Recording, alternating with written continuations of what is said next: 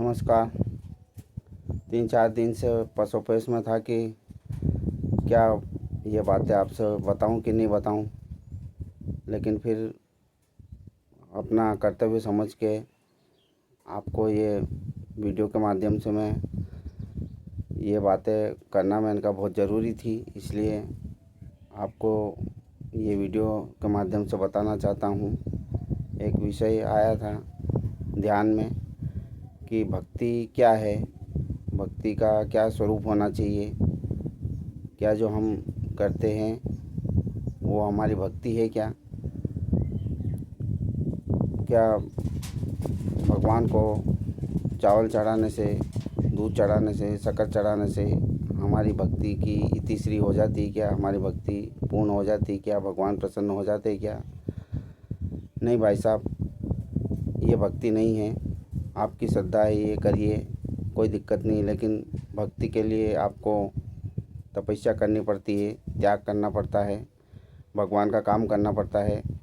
भगवान मस्का लगाने से भगवान प्रसन्न नहीं होते हैं। भगवान आपकी चतुराई को समझते हैं, आपकी चालाकी को भगवान समझते हैं। आप पुराने अपने दुष्कर्म, पाप कर्म, पूर्व जन्मों के, इस जन्मों के पुराने कर्म आप चुकाना चाहते नहीं हैं, पुराना कर्जा आप चुकाना चाहते नहीं हैं और भगवान से फिर कुछ छोटी मोटी चीज़ें मांगने पहुंच जाते हैं। ये आपकी भक्ति नहीं है।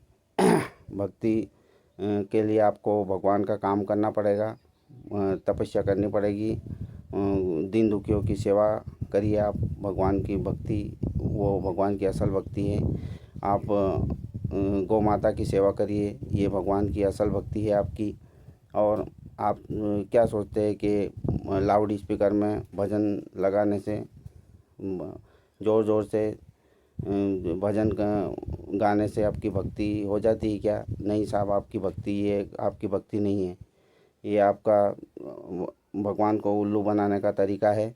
आपको बुरा लग सकता है, पूरा वीडियो आप देखिए और चिंतन करिए। आप सोचिए, आप विचार करिए कि आप क्या कर रहे हैं, आप की भक्ति किस ओर जा रही है। हुरदंग लीला को आप भक्ति नहीं कह सकते, हुरदंग लीला को आप धर्म नहीं कह सकते हैं।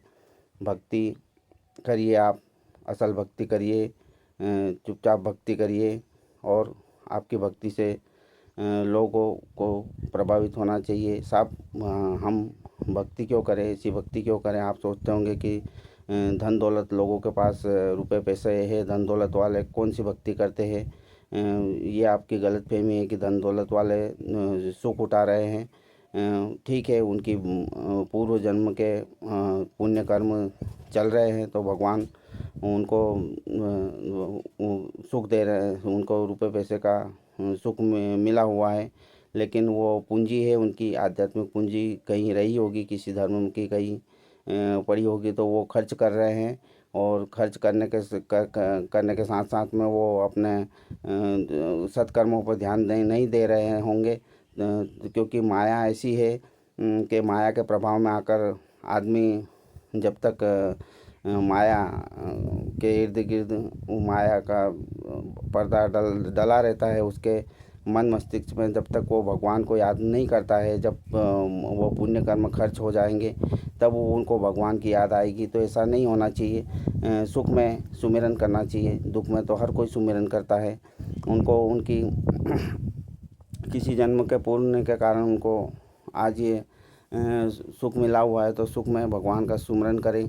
और आपको कोई ऐसी भक्ति करने के लिए मैं नहीं कह रहा हूँ कि आप मीरा की जैसी भक्ति करें, सूरदास की जैसी भक्ति करें, रैदास के जैसी भक्ति करें, रविदास की जैसी भक्ति करें, कबीरदास जी की जैसी भक्ति करें, नरसिंह मेहता के जैसी भक्ति करें, क्योंकि वैसी उच्च कोटि की भक्ति हमारे बस की है भी नहीं। इसलिए हम कम से कम ये तो करें कि आडंबर को बढ़ावा न दें और अंधविश्वास को बढ़ावा न दें, अंधविश्वास को क्रिटिसाइज करें, उसे उसका जो है अंधविश्वास का बहिष्कार करें।